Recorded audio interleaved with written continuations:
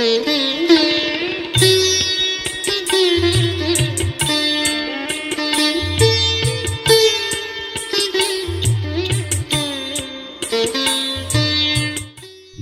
के दर्शन। यज्ञ संपन्न होने की रात को ही पंडित जी की हालत बिगड़ी। बोली बंद होने के कारण उनका चलना फिरना भी बंद हो गया। वे बिस्तर पर ही पड़े रहने लगे, इशारों से बात करते और होठों में कंपन होता रहता, जैसे 12 अक्षर मंत्र का जप कर रहे हों। अगले दिन उन्होंने भोजन लेने से मना कर दिया। स्वजनों ने आग्रह किया तो इशारे से कहने लगे कि अब वक्त आ गया है, भोजन के द्वारा शरीर को जबरदस्ती आगे नहीं खींचना है। 2-1 दिन में ही पंडित जी के बीमार होने और देह त्याग का संकल्प लेने की सूचना स्वजन संबंधियों में फैल गई। वे कुशल क्षेम जानने के लिए आने लगे। घर में लोगों की भीड़ रहने लगी। पंडित जी सबको देखते, हाथ जोड़कर उनका अभिवादन करते।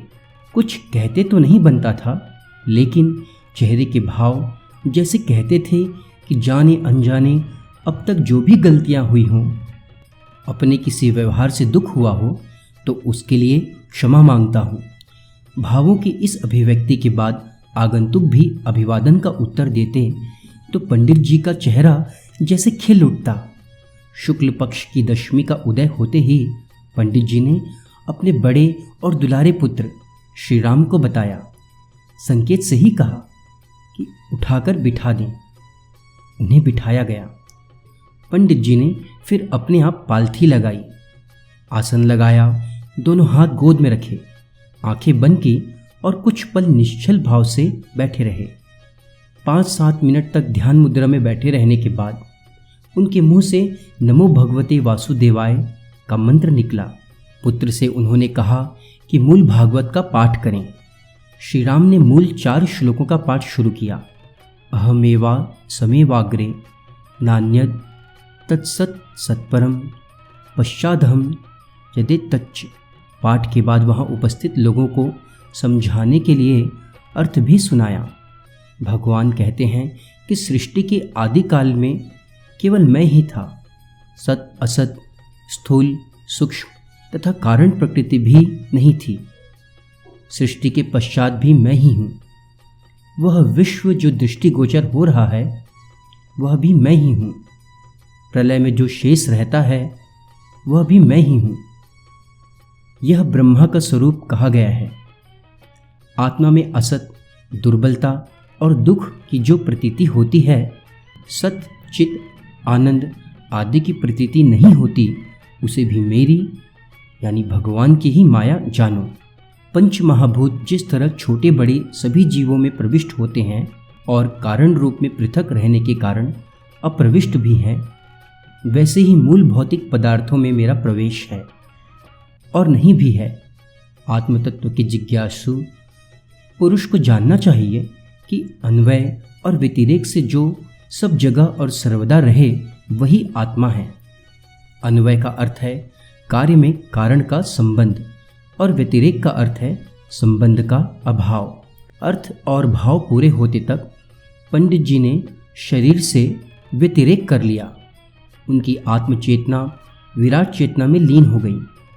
जो पद्मासन लगाकर वे बैठे थे उसके बारे में शास्त्रों ने कहा है कि साधक अपने इष्ट में ही लय होता है। पंडित जी की अवस्था उस समय 67 वर्ष की थी।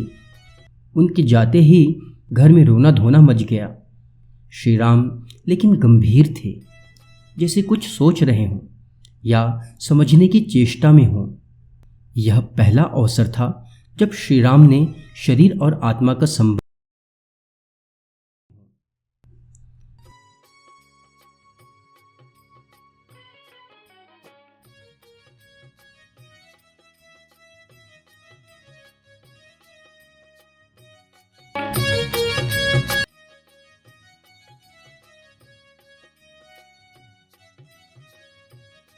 उन्हें छोड़कर जा रहा है।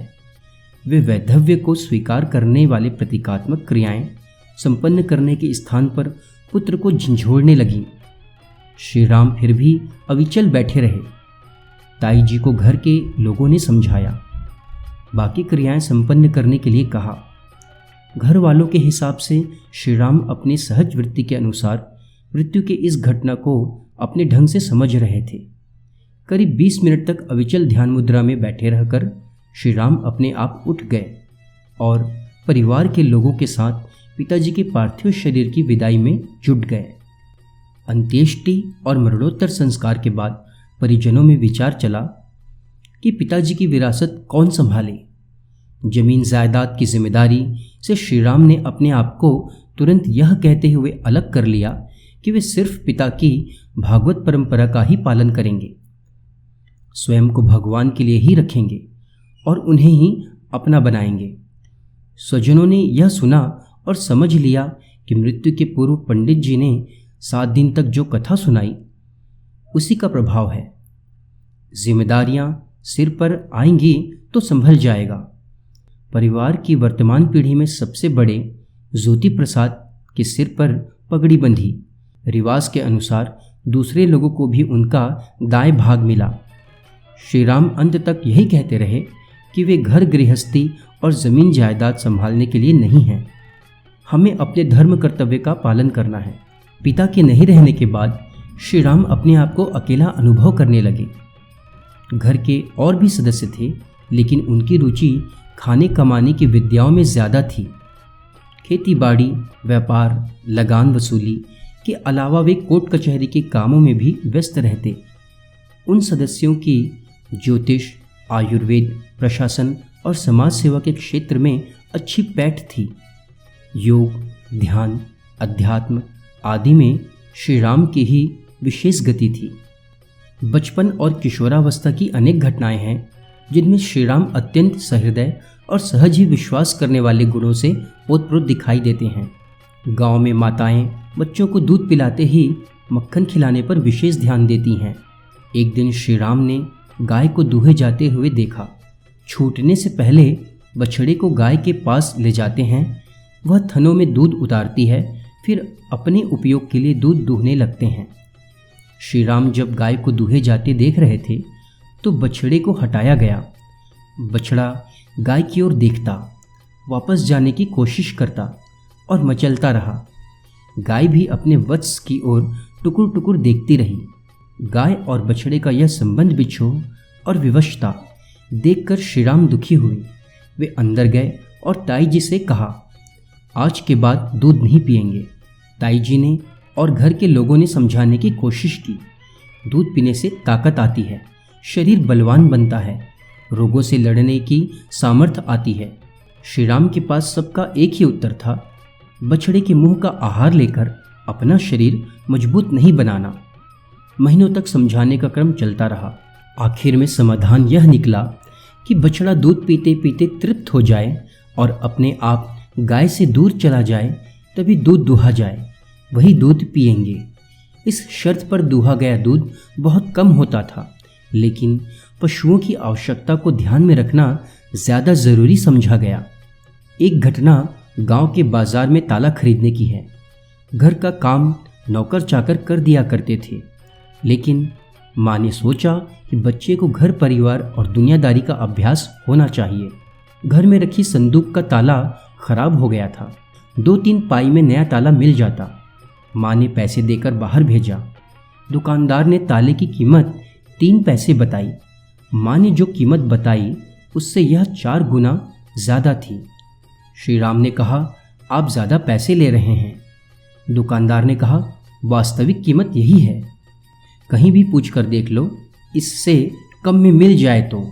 दुकानदार अपनी बात पूरी करता इसके पहले ही श्री राम ने 3 पैसे निकाले और ताला यह कहते हुए उठा लिया कि बस बस रहने दो, मुझे असल में कीमत मालूम है, लेकिन आपको उतने ही पैसे दे रहा हूँ जितने आपने बताए, आप पर भरोसा है। घर में ताई जी ने छोटी सी नसीहत दी और बात आई गई हो गई। इस घटना के बाद श्री राम उस दुकान के सामने से कई बार निकले होंगे, लेकिन कभी नज़र उठाकर देखा नहीं। दुकानदार ज़रूर उन्हें आते जाते देखता। जब भी देखता उसे ख्याल आता कि श्री राम अब रुकें, तब रुकें। 10-12 दिन तक कुछ नहीं हुआ। एक दिन दुकानदार ने श्री राम को पुकार कर बुलाया और कहा, मुझे पछतावा हो रहा है, मैंने तुमसे ज़्यादा पैसे ले लिए। मेरे मन में उस समय पता नहीं कैसे लोभ इतना हावी हो गया कि वास्तविक कीमत से 4 गुना ज़्यादा मैंने पैसे ले लिए। ज़्यादा लिए हुए पैसे अपने पास रख लो, मुझे माफ़ करो। श्रीराम यह सब चुपचाप सुनते रहे। दुकानदार ने पैसे वापस दिए और फिर पछताता रहा तो बोले, चाचा, इसमें पछताने की क्या बात है? मैंने आपकी बात तब भी मान ली थी और अब भी मुझे कोई शिकायत नहीं है।